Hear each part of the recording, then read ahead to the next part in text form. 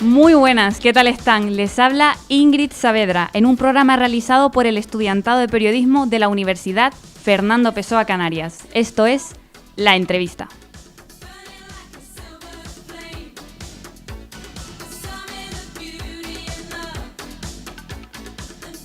¿Estamos preparados como sociedad para hablar de inclusión o todavía nos queda mucho por aprender? Hoy ponemos el foco en lo importante, las personas. Nos acompaña Ángel Sosa Peñate, gerente de la asociación Down Las Palmas, una entidad que desde hace décadas trabaja para mejorar la calidad de vida de las personas con síndrome de Down y sus familias.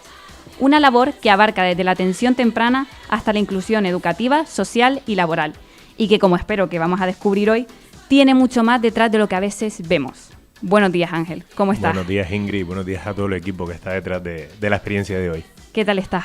Pues muy bien, muy contento, porque además para nosotros todo lo que es la sensibilización social y la formación de nuevas generaciones, como son ustedes, pues nos es súper importante. O sea, desde el periodismo se puede hacer mucho y todavía hay mucho por hacer en cuanto a la inclusión social y el cambio de ciertos paradigmas y de ciertas ideas hacia la discapacidad. Antes de empezar, creo que es importante que todos partamos de una base común. ¿Cómo podrías explicar de forma sencilla qué es el síndrome de Down? El síndrome de Down, tal y como dice la primera palabrita, es un síndrome. Un síndrome al final es un conjunto de características que se pueden dar de manera recurrente debido a una causa común. En este caso es la trisomía en el par 21, se llama. Esto es que un cromosoma normal tiene 2 patitas. En este caso, el cromosoma 21 de las personas con síndrome de Down tiene 3, por diferentes motivos. Hay 3 causas, pero tampoco es importante. ¿Qué pasa? Cuando tenemos esas 3 patitas en una persona que va a nacer o que nace, se suelen dar una serie de características comunes que es lo que se denomina un síndrome. En este caso siempre va a tener presente una discapacidad intelectual asociada con diferentes grados y después va a tener una serie de características que son recurrentes, pues pueden tener posiblemente problemas respiratorios, problemas cardíacos, una estatura muchas veces menor a la media, pueden tener hipotonía muscular. Esto no se da siempre. Nosotros, o yo suelo decir que esto es como cuando tienes los ingredientes de un potaje, pero no siempre ya las mismas cantidades, a veces se te olvida alguno. Todos son un pequeño guiso, pero no siempre es igual. Es totalmente distinta. Si nos ayuda esto, pues a entender que una persona con síndrome de Down podemos prever pues que tenga una cardiopatía. Y esto ha sido muy importante en el plano médico porque a los niños y niñas que nacen con síndrome de Down, desde muy pequeñitos ya se les hace revisiones médicas, se les suele intervenir cuando son muy pequeños y eso ha mejorado, por ejemplo, la calidad de vida de estas personas.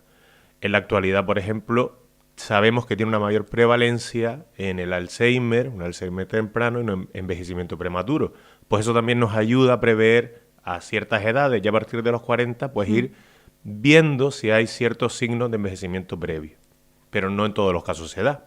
Sí, mucha gente tiende a comprender el síndrome de Down como una enfermedad, cuando no es así. ¿Qué crees que la sociedad entiende mal desde un principio sobre el síndrome de Down? Primero que al final son términos muchas veces médicos y no los entendemos. Una enfermedad, todos más o menos sabemos lo que es porque puede ser una cosa contagiosa, una cosa que uno adquiere y se le puede quitar, uno está enfermo o no está enfermo. El síndrome de Down es una característica que va a acompañar a la persona durante toda su vida. El síndrome de Down no se cura, el síndrome de Down no se quita, el síndrome de Down es una característica. Entonces no se puede operar, no se puede trabajar sobre eso desde el plano médico. Se pueden acompañar pues las patologías, lo que se llaman las comorbilidades que puede tener, que son los aspectos asociados. El síndrome de Down es una característica propia de la persona. Pero lo que decimos, siempre está primero la persona. Es una persona, puede ser Juan, puede ser Elena, puede ser Divia, puede ser Itana, con síndrome de Down, que al final es como si dijéramos, oye, es Ingrid o es Ángel que tienen falta de vista. Correcto. No somos las personas con falta de vista. Somos Ángel Sosa que tiene falta de vista y necesita unas gafas para conducir. Sí. Al final, tú llegas a todo este mundo, al tema del síndrome de Down, a partir de la asociación Down Las Palmas. ¿Cómo podrías definir en una frase simple y corta de qué se encarga la asociación Down Las Palmas? ¿Qué es? La asociación Síndrome de Down se inicia, intentamos que siga siendo un conjunto de familias que se unen para luchar por los derechos y la calidad de vida de sus hijos, hijas, y ahora ya hermanos, sobrinos, primos, quien esté un poco al frente. Sí. Al final es un acto social, es un acto de unión y decir, oye, juntos que tenemos unas necesidades comunes, vamos a ser más fuertes para reivindicar y para apoyarnos. Eso es la asociación. Al final, con los años, en los casi 40 años que llevamos, se ha ido profesionalizando, cada vez tenemos más equipo profesional y al final lo que hacemos es intentar mejorar la calidad de vida de las personas. Una diferencia sustancial nuestra, apoyamos desde prenatal, o sea, tenemos familias antes de que nazcan, ya vienen a solicitarnos apoyo para ver cómo enfrentar esta situación, plantear qué decisión van a tomar o no, porque es un caso legal en España el del aborto cuando sabes que vas a tener un hijo con discapacidad, pero incluso hasta el post-mortem. O sea, tenemos familias ahora mismo que acompañamos en el tránsito al duelo, además ahora recientemente porque han fallecido 2 personas usuarias de la entidad y la familia sigue con nosotros pues llevando ese proceso con nuestros psicólogos, nuestra psicóloga en este caso, acompañándolo. Entonces somos una entidad que pasamos con ellos o ellos pueden sentir que es su casa desde que nacen hasta que fallecen. O sea, tenemos gente que llevan... Es un proceso muy largo. Muy largo. De los 39 años que cumplimos ahora este año, 40 el año que viene, tenemos personas fundadoras que han estado toda la vida de la entidad siendo socios, usuarios, personas asociadas y que han estado en los brazos de nuestra administrativo, que es la que más años tiene, que los ha acogido recién nacidos y hoy en día los acompaña. ¿Es normal que recurran a la asociación incluso antes de que nazcan, como dices, o es algo que has visto que con el paso del tiempo ha ido evolucionando? Es normal. Al final la gente cuando se enfrenta a algo que no es conocido, y ya la propia maternidad y paternidad es algo desconocido para la mayoría de los padres primerizos, ya buscas un recurso o algo, alguien que te ayude. Cuando ya tienes un prediagnóstico de que puedes tener un hijo o una hija con síndrome de Down, pues intentas buscar soluciones. Durante una época, incluso el Servicio Canario de Salud los enviaba a nosotros, les daba la oportunidad de contactar con nosotros. Hoy en día, gracias a redes sociales, a internet, también nos buscan. Y tenemos una historia muy bonita de una familia que no sabían si tenerlo o no, estaban en dudas y les dijimos, oye, vengan a ver nuestra obra de teatro para que vean lo que son capaces de hacer las personas con síndrome de Down. Y cuando salieron de allí nos agradecieron mucho porque al menos muchos de los miedos que tenían los habían recolocado, no se les habían quitado, porque al final el miedo siempre está, al final ser padre, ser madre genera miedo, eso es algo obvio. Pero recolocarlo, ser más consciente de las capacidades, de las posibilidades, de las dificultades, allana un poco el camino hacia la ansiedad. Puede ser un poco el miedo al desconocimiento, al sentirse solo de ¿qué hago ahora? Si ya de por sí es desconcertante el de repente ser padre, el no estar acostumbrado a tener una vida a tu cargo. Exacto. Ahora mismo todavía la sociedad mundial, yo creo que no hay ningún país ahora mismo que tenga 100% una inclusión real. Ya la inclusión, tener una persona con otras necesidades es complicado y eso nos va a generar ansiedad a las familias. Pero al final tener otras familias que te pueden apoyar, conocer su experiencia, conocer las posibilidades, lo que hacemos, cómo se puede apoyar y saber a lo que te vas a enfrentar también facilita. Sí. A mí me da mucha curiosidad entender también cómo llegaste tú a la asociación, en qué momento te viste ahí metido. Mira, en mi caso fue curioso porque yo empecé a estudiar cuando salí del COU la carrera de ingeniería y de repente... ¿Qué tipo de ingeniería? Obras públicas. Mira. A mí me gustan mucho las matemáticas, me gusta mucho la física, me gusta mucho organizar cosas, pero de repente me di cuenta que lo mío era la educación. O sea, yo toda la vida de pequeñito he estado en asociaciones scout juveniles y en una actividad con jóvenes con discapacidad me di cuenta que aquello era lo mío. Sí es verdad que yo después estudié magisterio, por casualidad estudié Magisterio de Educación Especial porque un compañero me dijo que me podría abrir puertas en asociaciones, porque siempre hacía falta gente. Y en el tema social hay pocos hombres y al final somos un recurso escaso, tristemente. Y durante los primeros años fui maestro de Educación Especial. Y estando en el paro, creo que soy una de las pocas personas que le han llamado el paro y sigo trabajando en lo que le llamo el paro. Yo estaba haciendo el Camino a Santiago y en medio de Burgos me llaman por una entrevista para la asociación donde estoy ahora y esa es un poco mi historia. Ya llevo aquí 10 años en diferentes puestos.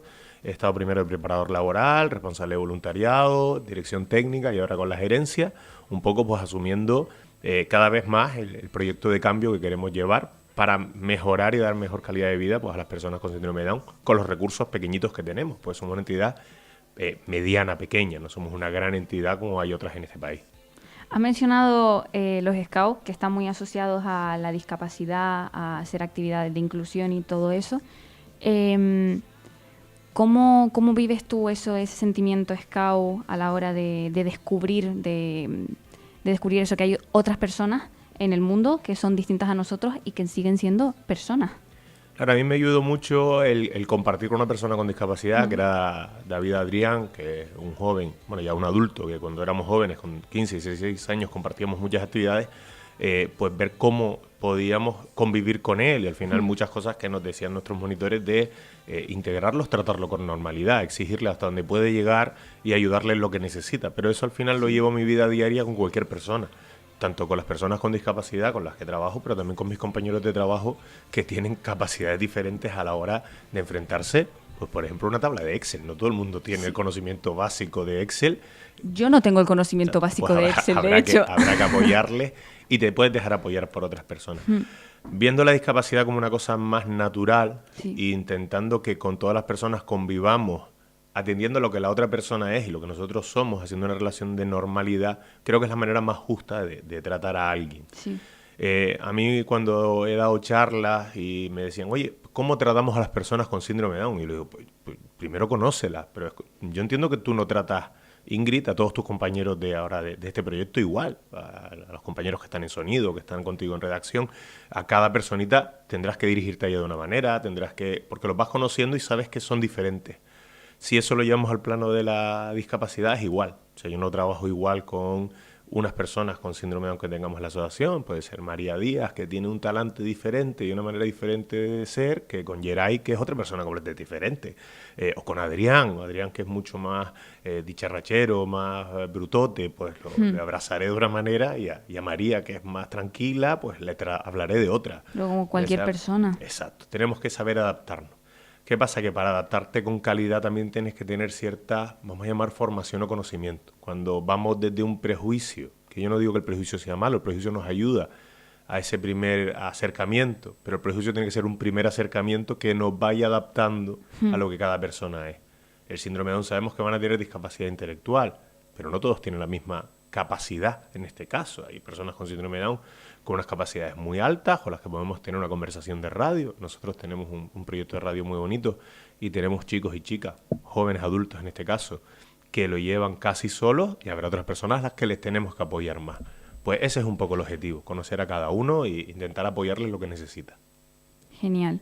Pues creo que para poder hablar un poco también de la labor que hacéis en la Asociación Down Las Palmas, he traído una cosa por aquí, y es el calendario 2026, que justamente este año va orientado a descubriendo Down Las Palmas. Exacto. Entonces creo que la mejor forma quizás de hablar un poco de los proyectos que lleváis a cabo, ¿qué te parece? Si me dices un mes aleatorio y vemos qué proyecto hay y probamos a explicarlo. Lo único, para corregirte una pequeña cosa, ¿sí? Que esto lo decimos de manera interna, pero bueno, como estamos aquí en Petit Comité y no nos escucha nadie en este momento, nosotros consideramos que no tenemos esos proyectos del calendario, sino que tenemos ahora mismo 118 proyectos, muchísimos que más. son 118 personas. Okay, nosotros, nuestro proyecto es cada personita, y después damos servicios con los que los engolosinamos, vienen, podemos trabajar con ellos en los servicios, sus proyectos de vida. Para nosotros los proyectos son esas caritas que tienes ahí, es Dara, es Adrián, es Nicole, es Verónica, es etcétera, etcétera. Son las personas, porque nosotros acompañamos en la vida, en el proyecto de vida de cada persona. Después hacemos muchas actividades, muchos servicios, que es con los que complementamos el proyecto de ellos y donde podemos ayudarles a conseguir lo que quieren, ya sea en un servicio de teatro, en un servicio de ocio, pero el proyecto es, en este caso, Adrián, Dara, Néstor. Perfecto, te agradezco muchísimo esta aclaración, porque creo que muchas veces desconocemos cosas, hablamos desde el desconocimiento. Y esto es Petit Comité, como hablamos nosotros, los profesionales, y cómo queremos transmitir a las familias. Para nosotros lo importante no es el taller de teatro, eso siempre es secundario. Lo importante es que Dara en el taller de teatro se sienta bien, Dara en el taller de teatro aprenda a relacionarse, Dara en el taller de teatro aprenda a convivir mejor con otras personas. Yo, por ejemplo, un ejemplo fue Claudia, que era una persona muy tímida, por medio del taller de teatro se abrió, y eso le abrió las puertas a una inserción en prácticas laborales en el empleo, en el Museo de la Ciencia de Las Palmas de Gran Canaria, que estuvo ahí haciendo prácticas durante casi 2 años, porque su ilusión era trabajar en un museo. Y eso se lo dio el servicio de teatro, porque el proyecto era Claudia. Y que era que Claudia madurara, que Claudia fuera una persona más adulta y Claudia pudiera vivir la experiencia de trabajar. Ese era nuestro proyecto. Pues si te parece, entonces escogemos un servicio. Exacto, pues... Y vemos. Como estamos ahora mismo ya en abril, podemos empezar por abril. En abril, justo lo he abierto en abril, mira. Perfecto. ¿Tú por dónde? A ver, para que la gente de YouTube también lo vea. El servicio que hemos escogido es el taller de baile, dice servicio de ocio. Sí, nosotros el taller de baile es un taller que hacemos miércoles por la tarde, jueves por la tarde, tenemos casi 20 jóvenes y adultos con una compañera que además ella hace baile de manera amateur, semiprofesional, es una bailarina de hip hop bastante divertida y con un potencial enorme, y al final es una actividad dentro de lo que llamamos el servicio de ocio, que también tiene otras actividades como son pintura, cocina, teatro y sobre todo también salidas nocturnas, que es lo que más les gusta a ellos, que es salir de marcha por ahí, que es algo que está bastante limitado en las personas con discapacidad intelectual. El taller de baile al final es un espacio donde divertirse, donde hacer algo de deporte, donde mover el esqueleto y donde compartir con otras personas un tiempo de calidad, simplemente. Tanto personas con síndrome de Down, pero también en nuestros proyectos del servicio de ocio intentamos que vengan jóvenes sin discapacidad intelectual de centros educativos para que convivan en la experiencia de ser usuarios o cousuarios del mismo servicio. Ok. Pues, si te parece, voy a elegir yo otro mes. Otro mes, perfecto. Que no hayamos dicho ya. Como por ejemplo el servicio de sensibilización. Pues mira, nosotros planteamos que tenemos 3 patitas, igual que hay 3 cromosomas, Sí. nosotros tenemos 3 patitas en la entidad. Una es la atención a las personas, otra la atención a las familias y la tercera es la sensibilización social. Creemos que hacer inclusión de puertas para adentro pero no intentar transformar el mundo no tendría sentido, porque la persona se incluye en un mundo que tiene que ser cambiante y tiene que poder adaptarse a las necesidades de cada uno. ¿Qué hacemos en el servicio de sensibilización? Desde este calendario solidario, que al final es una acción de sensibilización, charlas en centros educativos, vamos a muchísimos colegios, charlas en centros de formación en áreas que van a trabajar después con personas con discapacidad intelectual, charlas en empresas donde insertamos a las personas con síndrome de Down y esperamos en un futuro con otras discapacidades intelectuales también poder tener esa capacidad y ir transformando el mundo poco a poco, como por ejemplo con esta charla. O sea que al final que ustedes nos abran las puertas de esta acción es parte de nuestro servicio de sensibilización. Pues quiero preguntarte también con respecto a los proyectos, si hay alguno del que te sientas especialmente orgulloso o que disfrutes más de lo normal. Mira, no te voy a hablar de uno, te voy a hablar de los 2 nuevos proyectos o servicios que vamos a sacar este año. Venga, vale. Y así tenemos novedades. Vamos a abrir el primer piso de autonomía personal de entrenamiento. Ha surgido por una casualidad. Tenemos una familia que tenía un pequeño apartamento que no estaban usando y nos lo ha alquilado a nosotros a un precio razonable. Y vamos a empezar a hacer fines de semana de mejora de la autonomía. Van a ser quedadas de 2, 3 personas con síndrome de Down adultas, jóvenes adultas, con un monitor que va a estar con ellas todo el fin de semana para que tengan la experiencia de irse a un apartamento con los colegas.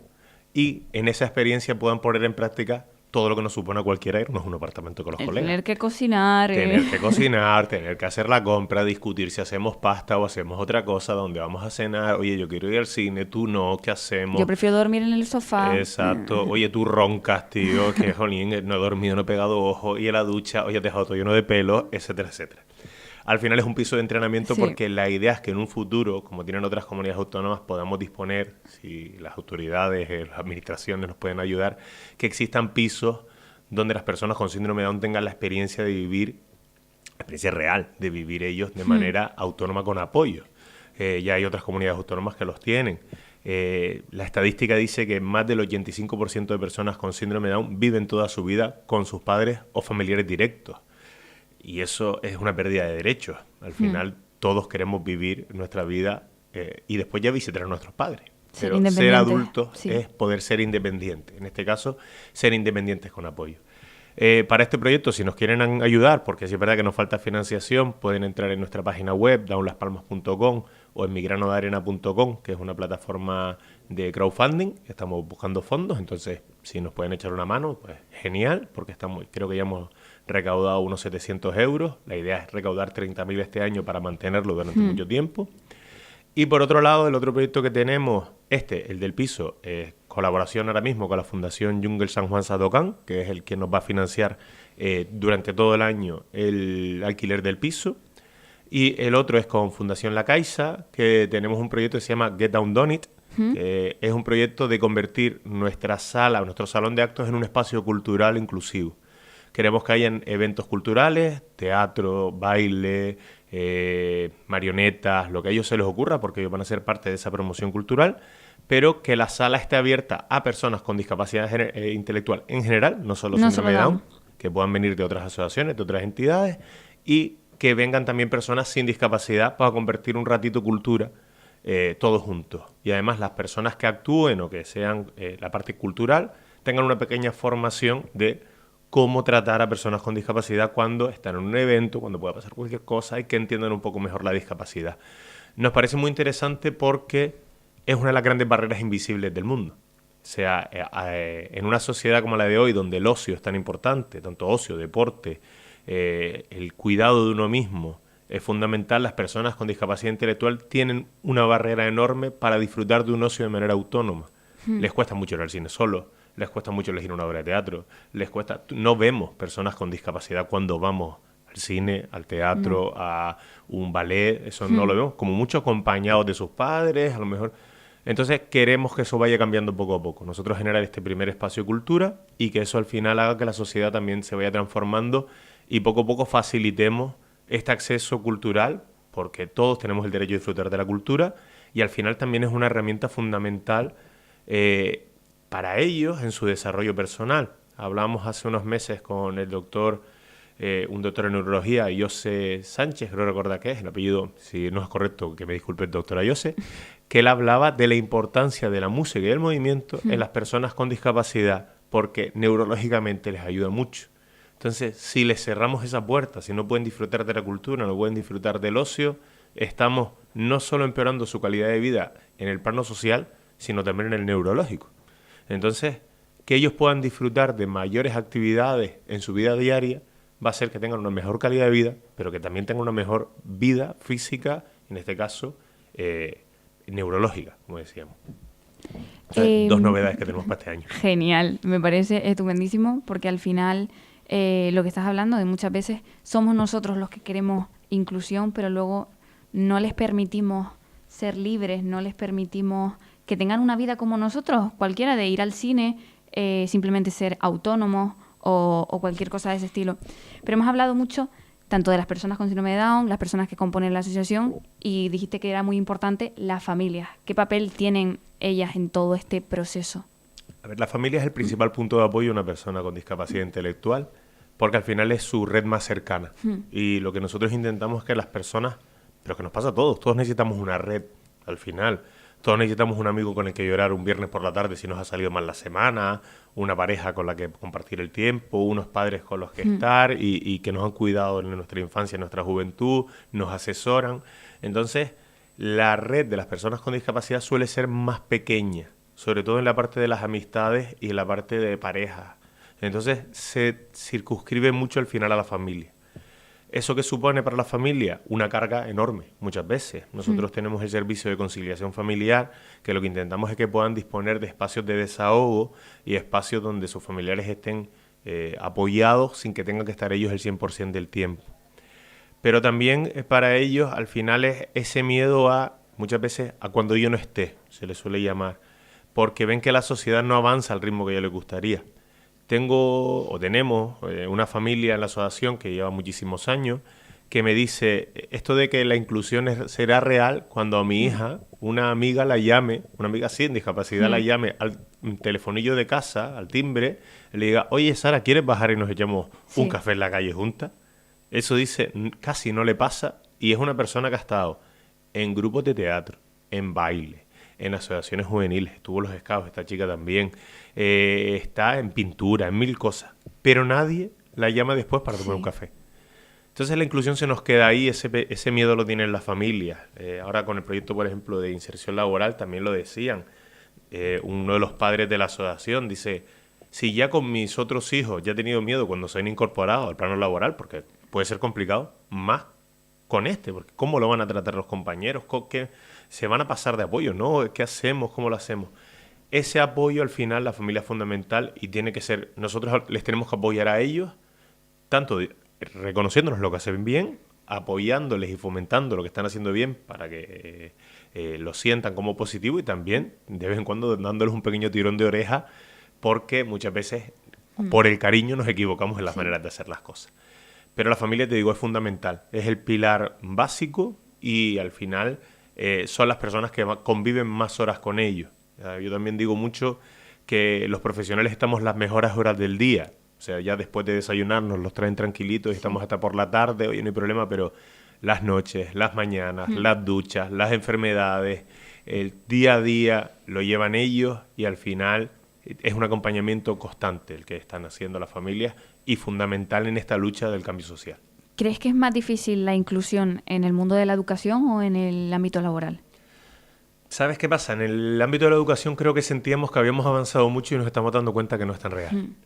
Sigue habiendo mucho problema, sigue habiendo una formación muchas veces escasa en el magisterio, en las carreras de educación formales, pero es que en la educación secundaria es que no hay casi formación de discapacidad, dan pinceladas. Yo que soy maestro de educación especial, especialista, desde mi primer día de clase de magisterio durante 3 años me sentí que tenía poco rodaje. Cuando salí, me imagino ahora cómo tienen que sufrir los estudiantes de grado que simplemente tienen una mención de un par de semanas, meses, abordando la atención a la discapacidad. Y no solo la atención a la discapacidad, la atención a la diversidad. Desde mi punto de vista, el magisterio debería darse una vuelta, deberíamos entender mejor como maestros cómo funciona la psicología educativa y las maneras de aprender de las personas y no tanto cómo enseñar.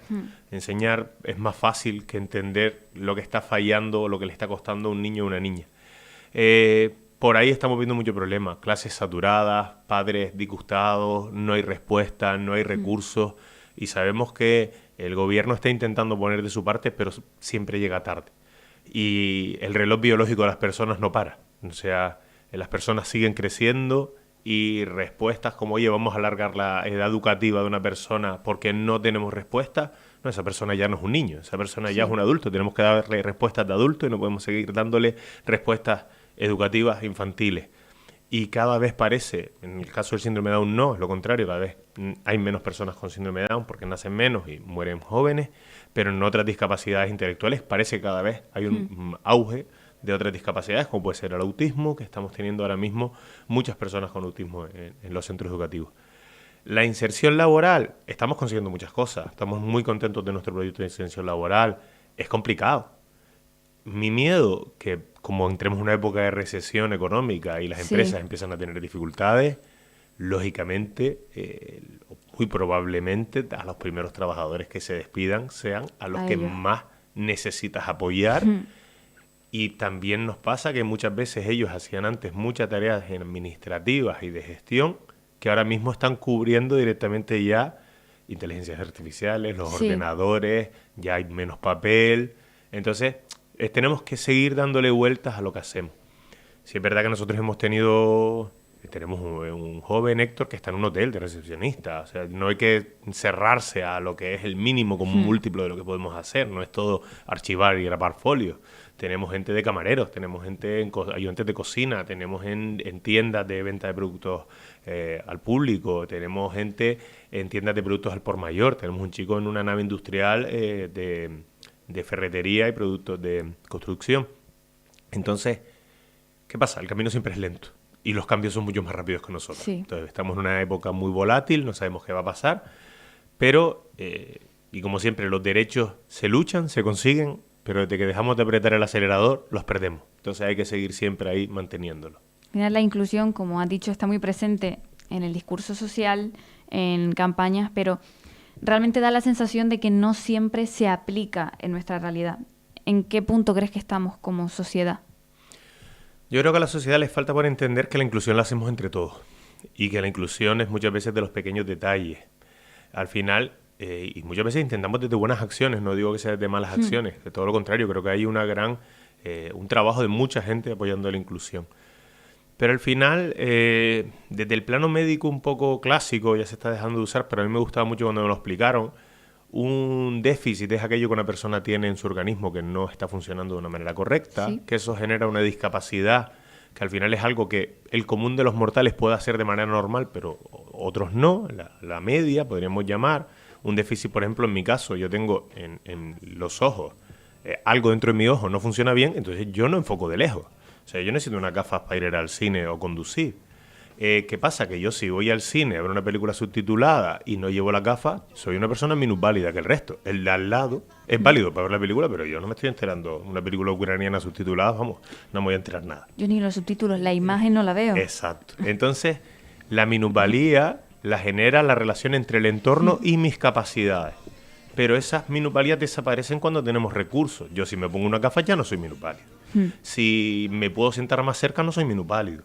Entonces la minusvalía al final no es de la persona, es de una relación entre dos factores donde la sociedad sí puede hacer algo. Decía el otro día un vídeo de internet un joven con silla de ruedas que había llegado a un cine y claro, el asiento que tienen para personas con silla de ruedas es la primera fila adelante. Imagínate un cine enorme como tenemos nosotros ahora mismo en Gran Canaria. Pues el pobre sí puede ver la película, pero terminaba con tortícolis todos los días. Entonces, tampoco le estaba haciendo bien ese apoyo que tenía. Y entonces los amigos tenían que cogerlo en volanda, subirlo, dejarlo así abajo y subirlo a una silla normal, que además había un descuento para si tenías minusvalía, en este caso, movilidad reducida, mejor dicho. Como no usabas el asiento y tal, pagabas menos, pero él prefería pagar más y que lo subieran los amigos para ver la pantalla a la misma altura que el resto. Entonces, sí, lo estamos intentando, pero nos está costando. Entonces son esos pequeños detalles y muchas veces es escuchar a las personas. Otro ejemplo que a mí me conmocionó mucho fue un profesor universitario en unas jornadas, el arquitecto, que había adecuado totalmente un dúplex a una persona con discapacidad, todo pulsadores a un nivel medio, como pensando todo a una persona en silla de ruedas, y él, súper orgulloso de su proyecto, se había escondido en el coche para ver a la persona que llegaba disfrutar de su nuevo hogar, y cuando llegó esa persona no tenía brazos. Se movía perfectamente, pero es que su adaptación era otra. Entonces, claro, se le rompió el corazón, salió, se disculpó, le dijo, te lo soluciono todo, pero pensó en un estándar de discapacidad concreto que era, claro, las personas con discapacidad que necesitan una casa adaptada es que van en silla de ruedas. No, si la dificultad de esto es que tenemos que conocer a la persona para adaptarle su casa a él o a ella. Se trata de escuchar. Exacto, entonces, la dificultad de la atención a la diversidad, porque diversos somos todos. Diversos no son solo las personas con discapacidad, diversos es mi padre, diversos es mi madre, diversa es mi abuela, diversas son tus padres, diversos son todas las personas que estamos en este estudio hoy en esta facultad. El tema es que la diversidad es muy uno y requiere una cosa que en la sociedad de hoy no tenemos, que es pausa. No podemos hacer las cosas corriendo ni por estándares de calidad para todos iguales, porque el único estándar de calidad en la atención a la diversidad es la persona que tenemos delante. Es el único estándar de calidad. Y esa es la mayor dificultad que tenemos. ¿Cómo crees que se mide el impacto real de vuestro trabajo? Pues yo creo que en sonrisas y en lágrimas. El impacto real se mide en emociones. Somos un proyecto muy emocional porque trabajamos con gente. Cuando una familia nos llora porque está desbordada y conseguimos darle una respuesta, es un impacto real. Cuando tenemos una familia que nos vino hace unos años diciendo ustedes me salvaron la vida, cuando de repente mi hermano vino desde Península y yo lo tuve que acoger porque los primeros meses para mí fueron un infierno, y gracias a ustedes, al consejo, al apoyo, ahora no estoy bien del todo, pero estoy mucho mejor, ya veo un futuro. Cuando de repente una persona con síndrome de Down te dice lo conseguí, y te sonríe y está orgullosa de que ha conseguido algo, cuando de repente los ves en las tablas de un escenario con el proyecto de teatro terminando una obra y saludando al público y tienes una platea entera de pie. Ese es el impacto. Y al final, cuando conseguimos ir cambiando las vidas de cada uno, aunque sea un poquito.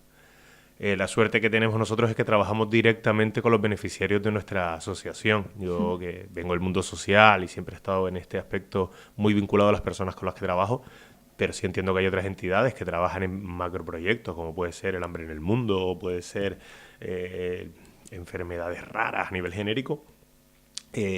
Esa realidad de la cercanía no la tienen siempre. Lo nuestro al final es eso, que de repente nos aparezca Silu por el despacho y no te diga que está feliz. O sea, y que hoy ha ido a la actividad de caballo y que el caballo le ha comido la mano y eso no lo había hecho nunca. Pues ese es el impacto real de nuestro proyecto. Medirlo en términos de calidad, de gestión de este mundo tan ingenieril y empresarial que tenemos, a veces se nos complica. Lo social a veces luchamos porque el impacto del corazón es más difícil de medir. Tienes toda la razón y al final no hablamos de proyectos, de servicios, sino de personas, de historias y de sentimientos. Por eso te quiero preguntar si nos podrías contar alguna historia o alguna anécdota en la que tú hayas sentido de verdad este trabajo merece la pena o aquí es donde yo debo estar? Sí, mucho, o sea, casi todos los días. O sea, mira que mi trabajo es duro porque al final gestionar una entidad con tantos problemas y tantas situaciones no siempre es fácil. Pero mira, te puedo poner el caso de Gaby, de Gabriel, que es un joven con síndrome de Down, que él trabajaba en un supermercado y en un taller de mejora de empleo nos dijo que él quería ser tatuador. Y vamos, no, se nos giraron los ojos. Y digo, ¿qué hacemos? Y entonces, pues en nuestra red de amigos, nuestra red de conocidos, encontramos un tatuador en Las Palmas que dijo, oye, pues sí, tiro para adelante. O sea, lo puedo meter en el estudio, vamos viendo qué podemos hacer. Y empezó dibujando, al menos él sintió que estaba en un entorno, siguió trabajando en la frutería, eso no lo dejó en el supermercado porque el tatuaje en España tampoco le da tanto dinero. Pero sí estuvo trabajando con las máquinas, dibujando, compartiendo sobre todo con personas que tenían sus mismas aficiones, era uno más ahí en el estudio, durante un tiempo disfrutó mucho y el reto final fue que él cogió una máquina de tatuar y repasó un poquito, ahí la agujita un poquito cortita para no hacer mucho daño, pero repasó un tatuaje que tienen él y su hermana en común. Para la hermana eso fue, vamos, increíble. Un sueño, o sea, porque además ellos en su familia siempre pensaron que Gabriel nunca iba a trabajar, que nunca iba a tener, porque era lo que le había dicho sus maestros en el colegio y sienten que hacer caso a aquel maestro o aquella maestra fue un error. Y Gabriel ha trabajado, Gabriel ahora mismo también es instructor de surf con otra asociación que es Trisomía 21, que trabajamos a favor también de las personas con síndrome de Down. Es actor, es payaso, o sea, él polifacético total, ha estado en cursos de clown, es la única persona con discapacidad intelectual en un curso completamente normativo, y haciéndolo genial, y tiene una vida muy plena. Entonces, dentro de esa vida de él y de conseguir que la familia también entendiera que él era una persona capaz, aunque él tiene una dificultad en la comunicación y muchas veces le cuesta hacerse entender, pero él ha conseguido a partir de eso también desarrollar una capacidad de trabajo de su cuerpo que él expresa directamente con el cuerpo y con la mirada. Él de repente estuvo en un proyecto con nosotros y la Asociación Mojo de Caña de un encuentro cultural de circo de jóvenes europeos con gente de, no me acuerdo si en aquel caso era Grecia, Rumanía, no sé qué países, que no tenían que ver un idioma con otro, y fue el que mejor se entendió con todo el mundo, porque era el que mejor sabía hablar con el cuerpo. Estaba acostumbrado. Exacto. Entonces, ese es un caso, a lo mejor, de una persona con síndrome de Down que nos vimos en un reto de ¿y qué hacemos? Y saber mover nuestra red, pero igual que te decía antes con Claudia, que era la chica del Museo Elder, también cuando nos dice, yo quiero trabajar en un museo porque mi película favorita es La noche en el museo. Y dijimos, ajá, pues vamos a ver cómo montamos. Y al final conseguimos, gracias al Museo Elder de la Ciencia y la Tecnología, a la Fundación Museo, y por parte de su director gerente, que se nos abriera las puertas y durante unos años estuviera haciendo prácticas allí. Esos son proyectos que son muy bonitos. Pero ahora mismo te digo, el reciente fallecimiento de uno de los adultos que teníamos, de Jacinto, y que la familia nos venga y nos diga hasta el último momento, oye, gracias por el acompañamiento, sin ustedes esto no hubiera sido como ha sido, hubiese sido mucho más difícil, también nos llena al final. Y después, en la sensibilización social, toda la gente que después te dice conocer a una persona con síndrome de Down y descubrir que no era lo que yo pensaba y conocerlo de otra manera, me ha hecho mejor persona también. Eso creo que también es fundamental. En esas tres patitas que solemos decir siempre. Antes que nada, lo siento mucho. Pero bueno, es parte de la vida. Y cuando, no digo arriesgamos, cuando asumimos que somos una entidad que va a acompañar siempre, siempre, siempre. Y lo bonito es quedarnos con el recuerdo, que lo conocimos, lo que fue su sonrisa, lo que era su manera de vivir, lo que le aportó a la familia. Y al final sabemos que antes vivían mucho menos. Ahora hemos mejorado todos, no la asociación, de la sociedad en general, la parte médica, la parte social, la inclusión educativa, mejoró mucho la calidad de vida. La esperanza de vida de las personas con síndrome de Down. Ahora ya hay una persona en España, creo que tiene 80 años, lo que era impensable hace menos de 20. Ahora hay que darles esa calidad de vida en la tercera edad y sobre todo hay que acompañar a las familias lo mejor posible en estos procesos. Acabas de decir que te expresaron el hecho de que no era lo que yo esperaba cuando conocí a una persona con Down. ¿Cuál crees que es el mayor mito que se tiene sobre el síndrome de Down? Que siempre son niños, que no tienen sexualidad o son hipersexuados, que siempre están alegres, cosa que es mentirísima, porque vamos, las personas con síndrome de Down, igual que cualquier otra, tienen días buenos y días malos, y que todos son amables, que son ángeles, que es uno de los también, oye, qué bien lo que hacen con ellos, y ellos son maravillosos, y no sé yo. Porque además tenemos muchas familias después que, claro, cuando tiene un hijo con síndrome de Down que no cumple ese estereotipo, claro, ¿y por qué tu hijo es raro? porque no cumple lo que es un síndrome de Down. Y digo, es que los síndromes de Tendrá Down, su carácter. Y... claro, es como si todas las personas con gafas fueran iguales. Sí. No tiene ningún sentido, pero con los síndromes de Down sí. O sea, ¿todas las personas rubias son iguales? No. Pero todas las personas con síndrome de Down, que también es un gen, sí. El carácter no está en el síndrome de Down. Entonces, esos son, creo que, los mayores mitos. Si quieren ver más de los mitos, este año la campaña del Día Mundial del Síndrome de Down España es muy buena, porque además pone el foco en las personas que conviven con las personas con síndrome de Down, porque el problema muchas veces lo generamos como sociedad. Y por ejemplo, la parte de empleo dice, Javier no puede hacer más en su trabajo y solo hace fotocopias y quita grapas, no porque él no sepa, sino porque tú no crees que pueda hacer más. Porque nadie se plantea ver qué puede hacer esa persona. O María y Juan siempre van al cine juntos, pero detrás siempre tienen a sus padres y no pueden darse un morreíto. Oye, Sí. pues a lo mejor con 20 años te apetece hacer tu morreo con tu pareja en el cine, porque creo que todos hemos ido al cine a no ver una película. Pues también hay que permitirles esas cosas. Al final infantilizamos el síndrome de Down y ese también es otro de los grandes estigmas que tienen. No les dejamos ser adultos y ese es un problema. Hay que dejar vivir a la gente sus etapas vitales en sus momentos vitales. Por lo que me cuentas, creo que también hay muchas veces en lo que tú sientes que aprendes incluso más que ellos. ¿Cuál ha sido el mayor aprendizaje que te has llevado tú personalmente? Mira, el otro día comentábamos en la ASO, la asociación, que creo que nos preocupamos a veces de más. Tenemos una persona muy mayor que ya tiene principios de demencia y le está costando, y solo es feliz ahora mismo cuando le damos folios para pintar y romper. Y en ese momento se le ilumina la cara, coge un folio, se pone a pintarlo, se pone a hacer letras, hacer no sé qué, y después lo rompe y después disfruta muchísimo y sonríe. Y a veces creo que nos olvidamos de disfrutar esas pequeñas cosas. Que a veces el día a día se nos está yendo y no sabemos disfrutar de los pequeños placeres de la vida y ellos muchas veces creo que los disfrutan más. Eso es uno de los grandes recordatorios que tenemos siempre. Y creo que por otro lado, la constancia y el seguir luchando. Ellos al final, muchos hoy, como siempre, esto no es todos, pero muchos siguen luchando porque quieren hacer más y quieren hacer más cosas. Y creo que ese empecinamiento que tienen, tanto ellos como las familias, también es un recordatorio de que la lucha tiene que seguir. O sea, no nos podemos conformar con lo que tenemos hoy. Ellos quieren trabajar. Tenemos un joven que es Geray, que de repente un día llevándolo en mi coche de vuelta del trabajo, me dice, oye Ángel, ya estoy trabajando, ya tengo novia, ¿para cuándo la casa? Y dije, bueno, pues Geray, eso va a estar un poco más difícil, Sí. vamos a ir viéndolo, pero él entendía que su vida, como la de cualquier otro, cuando uno empieza a trabajar, se quiere independizar. Pues él también, eso también creo que es importante. Y para ir terminando, ¿qué te gustaría que la gente sintiera tras escuchar esta entrevista? Mira, yo lo que espero es que aborden desde lo que conocen del síndrome de Down, que lo que hay que conocer son a las personas con síndrome de Down. Y no solo a personas con síndrome de Down, yo acabé en esta asociación un poco de casualidad, como te dije, pero sí creo que al final a las personas hay que conocerlas como personas y no hay que tenerles miedo por lo que vemos.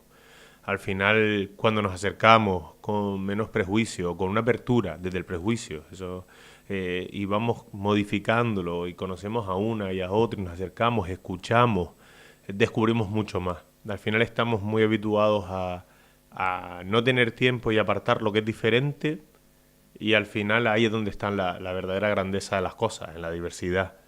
Me decía un profesor de atención a la discapacidad intelectual, don Jesús Garrido, que si todas las hormigas y todas las abejas fueran iguales, se extinguirían. Si todos los animales fuéramos iguales, nos extinguiríamos. Si todas las personas fuéramos iguales, nos extinguiríamos. Sí. O sea, lo importante es que hayan personas diversas, que tengamos capacidades diversas y una sociedad diversa más fuerte. Entonces, si entendemos ese concepto, va a ser todo más fácil. O sea, cuando uno se junta en una mesa a cenar y sus 5 amigos son del mismo partido político, con la misma ideología, con los mismos tal, esa cena es un aburrimiento. Porque lo único que es nos reafirmamos en nosotros mismos todo el Totalmente. tiempo.